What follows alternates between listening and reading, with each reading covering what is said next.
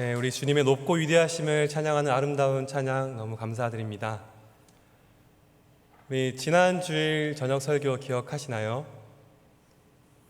지난 주일 저녁 설교에서 코로나 사태를 겪으면서 한국 교회에 대한 일반인들의 신뢰도가 많이 떨어졌다는 가슴 아픈 이야기를 나누었는데요. 세상을 향해서 그리스도의 영광을 나타내야 할 하나님의 지혜의 결정체인 이 교회가 오히려 세상 문화에 흡수되고 또 세상 문화에 조용히 순응하고만 있는 것 같은 아픈 현실을 살펴보았습니다. 거기다가 세상에조차 용인되지 않는 그러한 죄들이 또 교회 안에서 버젓이 일어나는 가슴 아픈 일들을 우리는 많이 접해왔는데요. 물론 시대적인 상황과 또 여러 가지 요인들이 있겠지만 많은 사람들은 이 문제의 커다란 원인을 복음의 축소다라고 말합니다. 복음에 대한 이해가 개인에 대한 이해에만 축소되었기 때문에, 그리고 오염되어서 그래서 교회가 세상에서 영향력을 잃어가고 있다라고 많이 진단을 합니다. 물론 죄와 허물로 죽었던 우리 개인이 예수님을 믿고 구원받는 것 너무도 귀한 일이고 중요한 일입니다. 그러나 하나님은 우리 개인을 넘어서 온 세상을 변화시키시고 또 모든 피조물을 회복시키고자 하는 것이죠. 그래서 우리는 지금의 시대와 문화 속에서 개인주의로 인해서 오염되었던 이 복음에 대한 온전한 능력과 의미를 다시 회복해야 하는 것입니다. 그래서 우리는 담임 목사님 설교를 통해서 교회에 대한 하나님의 뜻을 다시 한번 되새기고 있고요. 그와 함께 램스를 통해서 일상의 삶을 통해서 또 세상에 영향력을 드러내고자 많이 애쓰고 있습니다.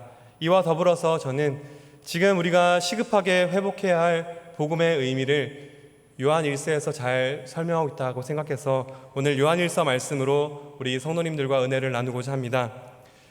오늘 요한 1서 본문을 살펴보기 전에 잠깐만 요한 1서를 큰 시각에서 살펴보고자 합니다. 나무를 보기 전에 숲을 보고자 하는 것이죠. 백석대학교 신학학 교수이신 최용삼 교수님은 이 요한 1서를 가리켜서 거대한 로마라는 세상 앞에서 복음이 무엇이고 또 교회가 어떠해야 하는지를 보여주는 편지다라고 말합니다. 교회가 로마와 같은 거대한 세상 앞에서 그 교회가 본질적으로 세상을 이기는 믿음을 갖고 있다라고 하면서 이 서신을 쓰고 있는데요. 우리 자막을 통해서 요한일서 5장 4절 말씀을 같이 읽어보시겠습니다. 시작. 무릇 하나님께로부터 난 자마다 세상을 이기느니라. 세상을 이기는 승리는 이것이니 우리의 믿음이니라. 아멘. 하나님께로부터 난 자들, 그 교회가 세상을 이긴다라고 말합니다. 개인주의로 축소되고 오염된 복음으로 인해서 세상에서 영향력을 잃어가고 있다라고 말씀드렸는데요. 그래서 우리는 이때에 이 요한일서에서 말하는 세상을 이기는 교회, 그 세상을 이기는 믿음이 무엇인지를 우리는 귀담아 들어야 합니다. 세상을 이기는 승리의 비밀, 그 믿음을 요한일서는 우리 안에 주어진 영원한 생명이다 라고 말하는데요. 저와 여러분 안에, 우리 신자들 안에 세상과는 비교할 수 없는 세상을 이기는 그 영원한 생명이 이미 주어져 있다는 것입니다. 그런데 우리가 그것을 모르고 살아가니까, 그래서 그것을 알게 하려고 이 편지를 썼다라고 말하는데요. 우리 요한일서 5장 13절 말씀을 또 자막을 통해서 같이 읽겠습니다. 시작. 내가 하나님의 아들의 이름을 믿는 너희에게 이것을 쓰는 것은 너희로 하여금 너희에게 영생이 있음을 알게 하려 함이라. 아멘. 네, 요한일서는 세상 앞에 서 있는 교회가 또 세상을 이기는 영원한 생명을 가지고 있음을 알게 하기 위해서 편지를 썼다라고 말합니다. 이 요한은 이 편지에서 영원한 생명을 가진 이 교회의 본질을 사귐이라는 단어로 표현합니다. 사귐, 교제라고 말할 수 있는데요. 교회의 본질이 전도, 구제, 선교, 사회봉사가 아니라 그 이전에 교회의 본질은 사귐이다, 교제다라고 말합니다. 이제부터 요한 1서에서 말하는 그 복음과 교회의 본질에 대해서 집중해서 살펴보도록 하겠습니다. 이 편지의 머릿말인 오늘 본문 1절부터 4절까지가 이 편지의 머릿말인데요. 우리 성경을 보시고 1절부터 4절 말씀을 저와 여러분이 번갈아서 한 절씩 읽겠습니다. 제가 먼저 읽겠습니다. 태초부터 있는 생명의 말씀에 관하여는 우리가 들은 바요 눈으로 본 바요 자세히 보고 우리의 손으로 만진 바라.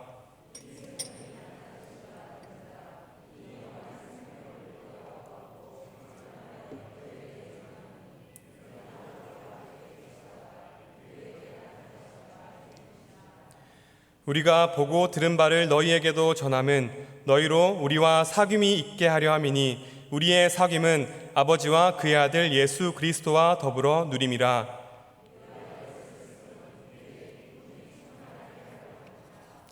아멘. 네, 이 요한일서 편지의 머리말을 읽으면서 일단 첫 번째는 요한복음이 떠오르지 않습니까? 태초부터 있는 생명의 말씀, 태초에 말씀이 계시니라. 이 말씀이 하나님과 함께 계셨으니, 이렇게 시작하는 요한복음이 떠오르는데요. 그리고 또 한 가지는 편지의 머리말인데 저자가 누구인지, 그리고 수신자에 대한 인사말이 없다는 것입니다.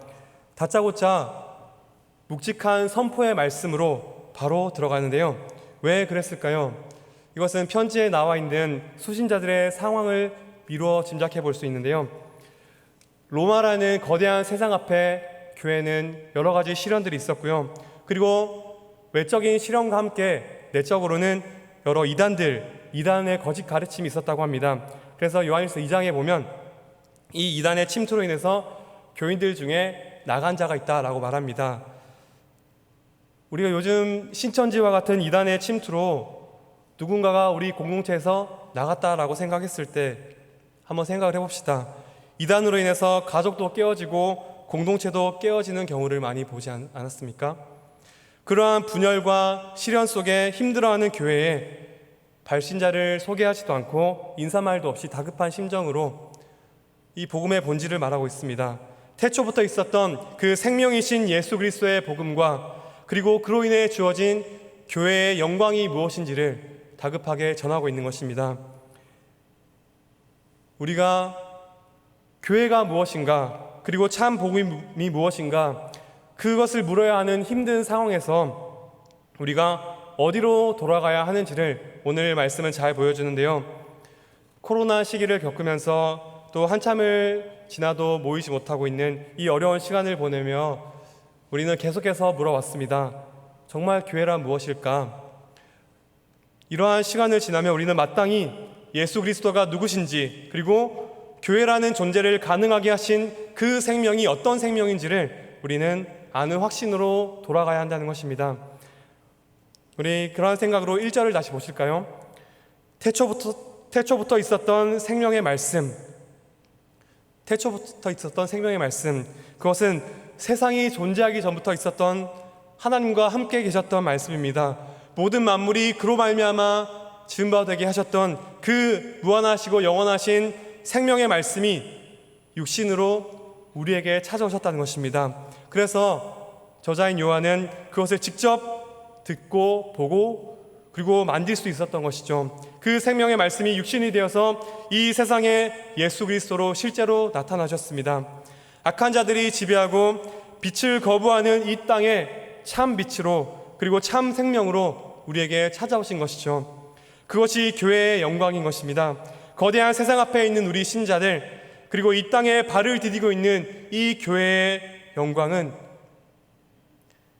세상이 불허하는 것이 아니라 태초부터 있었던 그 영원한 생명, 세상과는 비교할 수 없는 그 생명이 우리에게 주어졌다는 사실입니다. 그래서 영생이 있음을, 그 영원한 생명이 있음을 알게 하기 위해서 이 편지를 썼다라고 했었죠. 태초부터 있었던 그 말씀을 우리가 듣고 또 눈으로 보고 손으로 만졌다라고 기록하는데요. 조금은 생소한 표현이죠. 예수님을 우리가 만졌다, 눈으로 보았다, 경험했다라고 말하는데요. 이것은 이 사도 요한이 직접 예수님을 만났다, 이것을 강조하는 것이기도 하지만 동시에 그 교회에 틈탔던 이단의 가르침을 염두에 둔 표현입니다. 당시 교회에 틈탄 이단은 예수님이 육체로 오셨다는 것을 부인했던 이단인데요. 신성한 예수님, 하나님이신 예수님이 이 죄 많은 몸으로 육체로 오셨다는 것을 그들은 생각할 수가 없었죠. 그래서 그 사람들은 이렇게 생각했습니다. 단지 인간이었던 예수님이 세례를 받을 때 그리스도와 연합을 했고 그리고 기적을 베풀고 말씀을 가르치고 많은 일들을 행하시다가 십자가에 달리시기 직전에 그리스도가 떠나셨고, 십자가에 달려서 죽은 것은 단지 인간의 몸을 가진 인간 예수에 불과했다라는 것이 그들의 설명인데요. 정말 그랬을까요? 정말 그랬다면 어떻게 우리의 모든 죄를 해결하시고 승리를 선포하실 수 있었겠습니까? 그래서 이 예수님이 몸으로 오지 않으셨다, 육체로 오지 않으셨다라는 이것은요, 근본적으로 예수님이 우리를 위해서 이루신 그 대속을 무효화시키는 마귀의 전략인 것이죠. 그리고 동시에요, 이러한 생각이 어떻게 나타나냐면 그 이단들, 그 사람들은 영적인 믿음과 이 육체의 생활을 완전히 분리를 시켰습니다. 그래서 육체는 더러운 것이기 때문에 내가 지금 육신을 입고 짓는 죄들은 영혼의 구원과는 상관이 없다는 것이죠. 그래서 그들은 이 몸으로 형제를 사랑하고 또 형제를 섬기는 그러한 가르침이 없었고요, 영적인 구원을 말하면서 그들의 몸으로는 절제 없는 방종과 쾌락을 일삼았습니다. 그래서 이 요한은 그 가르침을 강하게 논박하면서 그 태초부터 있었던 그 예수님, 그 생명의 말씀이신 예수님을 우리가 눈으로 보고 손으로 만지고 그 예수님과 함께했다라는 것을 강조하면서 말하는 것이죠. 그 예수님께서, 그 생명이신 예수님께서 우리와 똑같은 몸으로 오셨기 때문에 그 생명이신 예수님을 가진 우리는 똑같이 우리의 몸으로 지금 여기에 구체적인 생활로 우리의 믿음이 나타나야 한다는 것이죠. 그 구체적인 생활로 나타나는 그 통로가 바로 우리의 사귐, 우리의 교제라는 것입니다. 그래서 사도는 이제 이 편지에서 생명을 선포하는 목적을 3절, 4절에서 다시 한번 분명하게 말씀하시는데요, 교회의 본질인 사귐과 교제를 위해서 이 생명을 선포한다라고 말합니다. 우리 오늘 말씀 3절, 4절을 다시 한번 우리 한 목소리로 같이 읽어보시겠습니다. 시작. 우리가 보고 들은 바를 너희에게도 전함은 너희로 우리와 사귐이 있게 하려 함이니 우리의 사귐은 아버지와 그의 아들 예수 그리스도와 더불어 누림이라. 우리가 이것을 쓰면 우리의 기쁨이 충만하게 하려 함이라. 아멘. 네, 이 예수님을, 태초부터 있었던 이 생명이신 예수님을 전하는 목적을 분명하게 말합니다. 첫 번째 직접적인 목적은 사귐입니다. 사귐이 있게 하려 함이라. 그리고 이 사귐을 통해서 궁극적으로 기쁨이 충만하게 하려 함이라 라고 말합니다. 이 사귐을 통해서 기쁨을 충만하게 누리고자 하기 위해서 지금 그 생명이신 예수님을 전하고 있다라는 것이죠. 여기서 사귐이라는 단어가 바로 코이노니아라는 단어인데요, 이 코이노니아라는 단어는 사귐, 교제, 그리고 공동체, 연합, 이렇게 번역이 가능한 단어입니다. 사람들을 하나로 모으는 그러한 소속감, 그리고 그것으로 인해서 나타나는 사랑, 하나됨, 이것을 모두 포함하는 단어가 바로 코이노니아라는 단어인데요, 간단히 말하면 예수님을 전하는 목적은 바로 사귐이 있게 하기 위함이다 라는 것입니다. 예수님을 전하는 목적이 바로 사귐이다 라는 것인데요, 우리 성도님들, 이 표현이 조금 생소하지 않으십니까? 예수님을 전하는 목적이 죄를 용서받고 구원받고 또 복을 받고 천국에 가기 위한 것이다 가 아니라 예수님을 전하는 목적이 바로 사귐이다 라고 말하는 것이죠. 예수님과 그 모든 가르침을 지금 전하고 있는 목적은 바로 사귐이 있게 하려 합니다 라고 말하는 것입니다. 이것은 물론 우리 개인의 구원과 그로 인한 하나님과의 관계 회복을 포함하지만 그것을 넘어서 앞서 말씀드린 복음의 개인주의를 뛰어넘는 표현입니다. 하나님과의 사귐의 관계로 들어간 사람은 반드시 하나님과 나만의 개인적인 사귐에서 멈추지 않습니다. 하나님과 사귐을 갖는 다른 그리스도인들과의 새로운 사귐의 관계 속으로 들어가게 되는 것이죠. 그것이 바로 우리 교회인 것입니다. 그래서 교회를 코이노니아, 사귐이라고 말할 수 있습니다. 그래서 온전한 교회는 사귐이 없고 예배만 있는 교회가 아닙니다. 반대로 예배가 없고 사귐만 있는 것은 친교나 사교 모임에 불과한 것이죠. 그래서 예배와 사귐, 이것은 반드시 필요한 교회의 본질에 해당하는 것입니다. 이 사귐, 이 교제는요, 단지 예배 끝나고 모여서 커피 한잔 하면서 담소를 나누는 그러한 차원의 교제가 아닙니다. 아버지 하나님과 그리고 그리스도와 더불어 누리는 사귐이다 라고 분명히 말하죠. 이 생명이신 예수 그리스도, 그 생명을 보내신 하나님, 그 생명을 또 우리에게 적용하시는 성령 하나님, 그 안에서 누리는 사귐을 말하는 것입니다.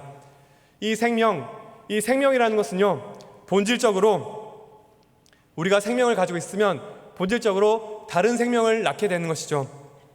생명은 본질적으로 나누게 되고, 빛도 마찬가지입니다. 빛이라는 것은 본질적으로 어둠을 향해 달려나가는 것이죠. 이처럼 본질적으로 생명은 누군가에게 전해지는 나눔의 형태로만 존재하는 것입니다. 그래서 우리가 정말 가지고 있고 우리가 소유한 것이 정말 참 생명이라면 그 생명은 나눔의 형태로 드러나게 되는 것이죠. 이 생명을 누리고 나누는 이 생명의 사귐, 이 생명의 사귐을 지금 사도 요한이 그렇게 시련 속에서 힘들어하고 또 내적인 이단과 그로 인한 분열로 힘들어하는 교회에 지금 전하고 있는 이유가 무엇일까요? 이단이 틈타 사귐이 깨어졌기 때문입니다. 신천지로 인해서 가족도 깨어지고 심지어 부부관계까지도 깨어지는 가슴 아픈 현실들이 있습니다. 교회 공동체 중에 한 명에게 그러한 일이 생기면 전체 교회가 힘들어지고 또 사귐이 위축되고 관계가 단절이 되죠. 지금 편지를 받는 교회의 상황이 그랬기에 이 사귐이 어떠한 사귐인지 그것을 지금 말하고 있는 것입니다. 지금 우리의 상황을 돌아보면 이러한 성도 간의 사귐, 교제가 힘든 상황에 있습니다. 코로나로 인해서 교제가 사라져 버렸고요. 잠시 멈출 줄만 알았던 세상이 1년이 넘도록 멈춰 있는 것만 같습니다. 이제 백신 접종도 잘 되고 있고 조금씩 희망을 갖고 있지만 여전히 성도님들은 마음껏 교제할 수도 없고 또 얼굴도 볼 수 없으니 힘이 많이 빠지는 것 같습니다. 특히 또 교회 나오기 힘드신 어르신들은 교회를 나오지 못해서 너무나도 많이 힘들어만 하십니다. 물론 이것이 코로나로 인해서 심화된 것이지만 한 번 더 근본적으로 생각을 해보았으면 좋겠습니다. 우리 설립 부흥회로 오셨던 김영희 목사님은 회복하는 교회라는 책에서 코로나로 교회가 겪는 어려움에 대해서 엄중하게 다시 한번 이렇게 질문을 합니다. 코로나가 없고 거리두기가 시행되기 전에는 정말 괜찮았던 것인가? 그 이전부터 우리는 영적 거리두기를 실천하고 있었던 것은 아닌가? 이렇게 질문하는데요. 그 질문에 답하며 코로나와 함께 회복해야 할 가장 중요한 교회의 본질을 바로 공동체의 회복이다라고 주장합니다. 코로나 이전에도 모이기는 했지만 영적인 결속력이 있는 참된 사귐이 있었는지를 그것이 아닌 피상적 모임, 친교 모임에 가깝지 않았나 돌아보자라는 것이죠. 저는 이러한 진단에 많은 부분 동의합니다. 물론 지금 우리에게는 백신 접종과 함께 이제 7월부터는 모임 제한과 같은 방역 지침이 완화될 것이라는 예상을 하는데요. 그러나 이때에 우리는 단지 코로나만 끝나면 모든 것이 회복될 것이다 라는 낙관적인 기대보다는 지금 이 시기를 지나며 반드시 우리가 묻고 배워야 할 것이 무엇인지를 다시 한번 고민했으면 좋겠습니다. 우리는 오늘 말씀에서 말하는 교회의 본질로서의 사귐에 대해서 계속해서 묻고 또 그러한 사귐을 회복하고자 애써야 할 줄 믿습니다. 저도 그렇지만 우리 모든 인간은요, 모든 사람은 사람과의 관계 속에서 누리는 사랑을 그리워하죠. 그런데 또 동시에 상처받는 것을 너무도 무서워합니다. 오전에 담임 목사님께서 말씀하신 것처럼 교회 안에서 만나는 성도들 간에도 또 상처 있고 또 상처를 주는 일들이 너무나도 많습니다. 그러다 보니 어느 정도 적당한 거리두기를 이미 시작하고 있었던 것은 아닐까요? 이러한 모습을 독일의 철학자 쇼펜하우어는 우화를 들어서 이렇게 말하는데요. 고슴도치에 대한 우화인데 한번 들어보시죠. 온 세상이 꽁꽁 얼어붙은 어느 겨울밤, 어두운 숲속에 고슴도치들이 오밀조밀 모여 있습니다. 추위에 벌벌 떨면서 몸을 녹여보려고 다가가지만 서로의 등에 붙은 가시에 찔려 이내 물러서고 맙니다. 그러나 혹한의 밤을 혼자서 견디기란 너무너무 어렵습니다. 그래서 아픔을 잊고 다시 고슴도치들이 몰려듭니다. 그렇게 모이고 또 다시 찔리고 흩어지기를 반복하다가 서로의 온기를 느끼면서도 가시에 찔리지 않을 수 있는 적당한 거리를 발견하게 됩니다. 물론 이 우화에서는 이제 적당한 거리를 발견해서 찔리지 않으면서도 온기를 누릴 수 있다라고 이렇게 끝을 맺는데요. 그런데 사실 현실은 그렇지가 않습니다. 온기를 얻기 원하면서도 상처받기가 싫어서 거리두기를 한 채 그 온기를 그리워만 하고 또 힘들어만 하고 그 고독에 아파하고만 있는 것이 많은 사람들의 또 많은 성도들의 현실이 아닌가 생각이 됩니다. 그런데 또 누군가는 이렇게 말하죠. 사람들과는 거리를 두지만 개인적으로 하나님과 관계에 집중하며 신앙생활을 잘하고 있다라고 말이죠. 그런데요, 우리는 누구도 혼자서 신앙생활을 할 수 없습니다. 그것은 참되거나 성경적인 신앙생활이 아닌 것이죠. 예배는 필수, 교제는 선택 아니죠. 예배와 함께 이 사귐과 교제는 선택이 아니라 필수이고 교회의 본질이고 또 모든 인간에게 절대적으로 필요한 것입니다. 앞서 말한 고슴도치 이야기에서 이 고슴도치는 추위를 느끼면서 혼자서는 정말 도저히 살 수 없음을 알기 때문에 필사적으로 온기를 느끼고자 다른 고슴도치에게 다가가는데요.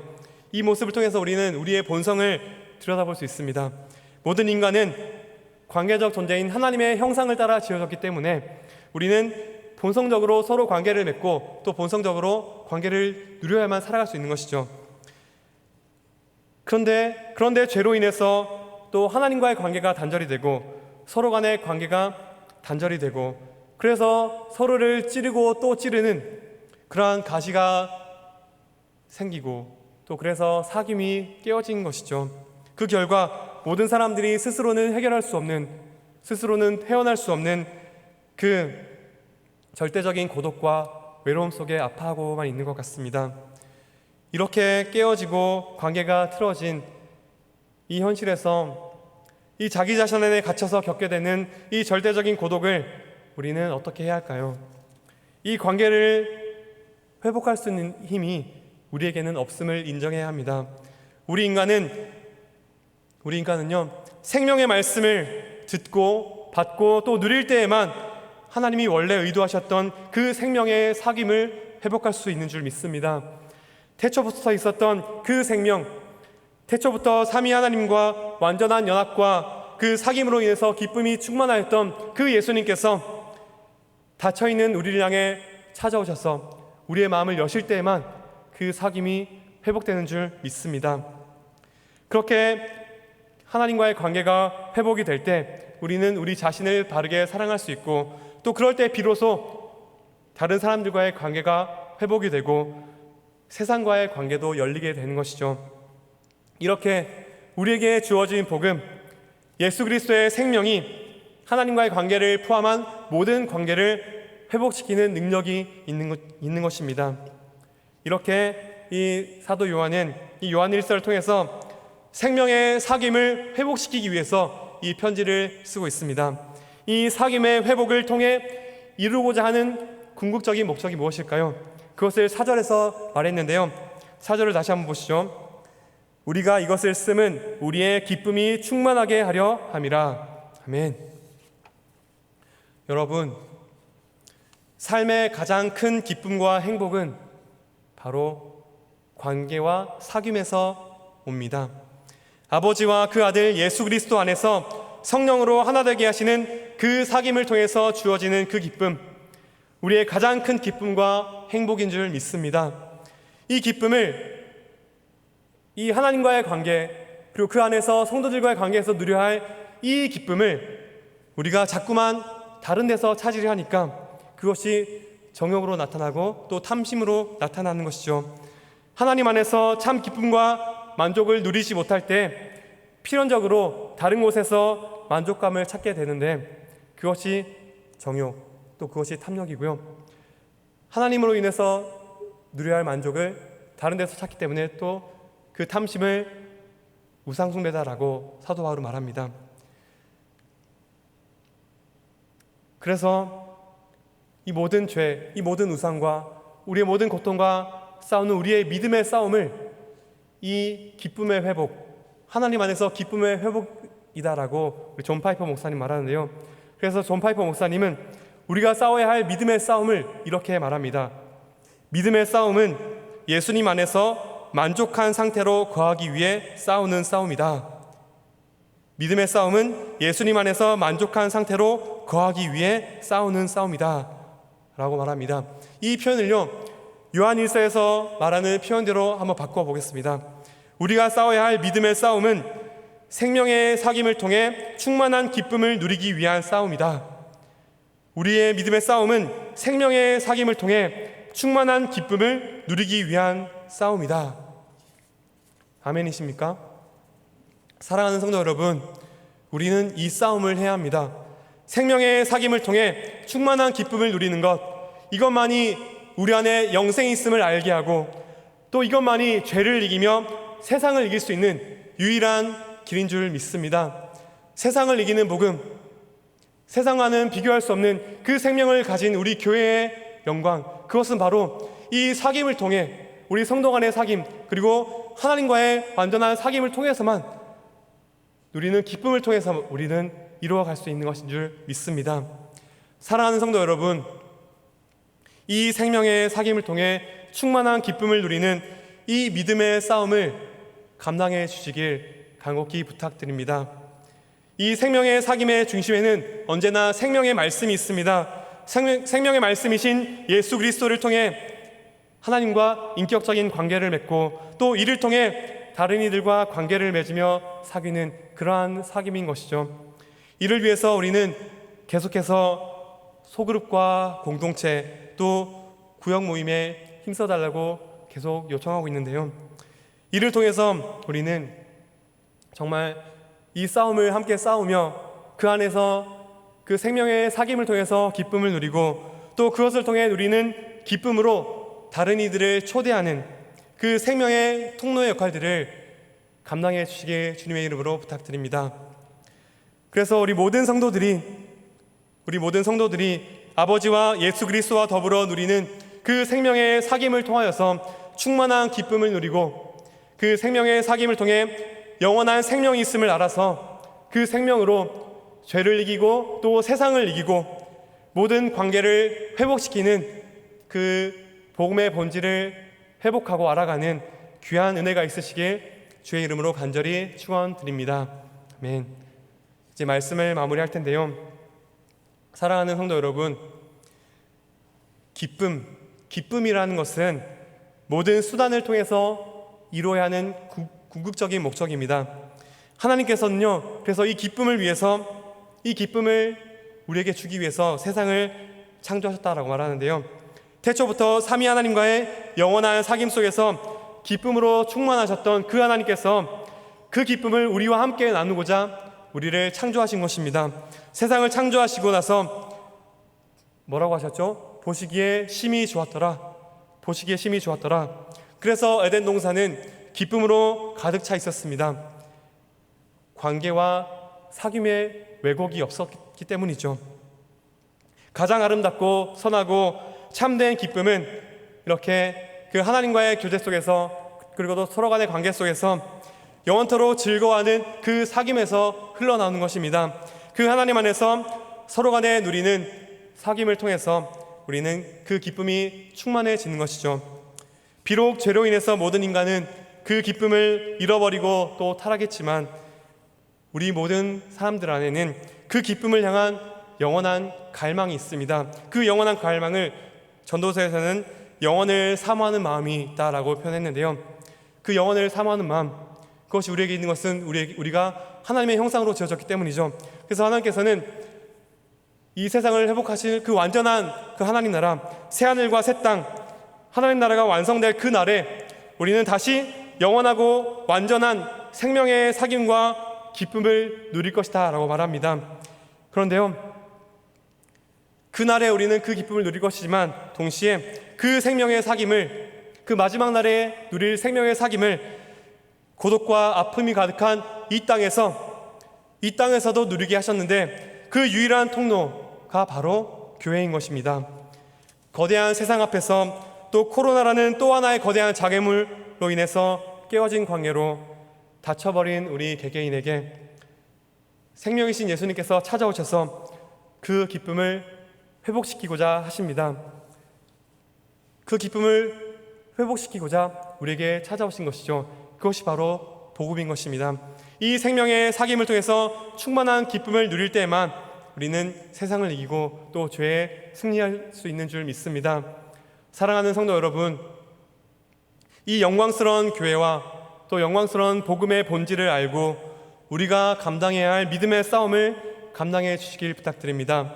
이 복된 교회에서, 이 영광스러운 교회에서 아버지 하나님과 예수 그리스도 안에서 누리는 그 생명의 사귐을 통해서 충만한 기쁨을 누리고자 하는 그 믿음의 싸움을 함께 감당했으면 좋겠습니다. 그래서 이 생명의 사귐을 통해 누리는 그 기쁨으로 세상을 이기고 또 이 세상 가운데 그 기쁨을 전하고 흘려보내는 우리 성도님들이 되시길, 또 그래서 우리의 모든 모임들마다 그 생명의 사귐으로 충만한 우리 은평교회가 되길 간절히 축원드립니다. 아멘. 기도하겠습니다. 하나님 아버지, 이 거대한 세상 앞에서 참으로 작고 연약한 저희의 모습을 발견하고 또 낙심할 때가 너무나도 많습니다. 하나님 아버지, 오늘 말씀에서 말하는 것처럼 저희들, 우리 사랑하는 성도들, 비록 세상의 기준으로 보았을 때 초라할지라도 우리 안에 세상과는 비교할 수 없는 영원한 생명이신 예수 그리스도가 우리의 것이라는 그 복된 사실을 알고 확신하게 하여 주옵소서. 그 생명을 누리고 함께 나누는 성도 간의 교제, 그 생명의 사귐을 통하여서 그 생명과 충만한 기쁨을 누리며 살아가게 하여 주옵소서.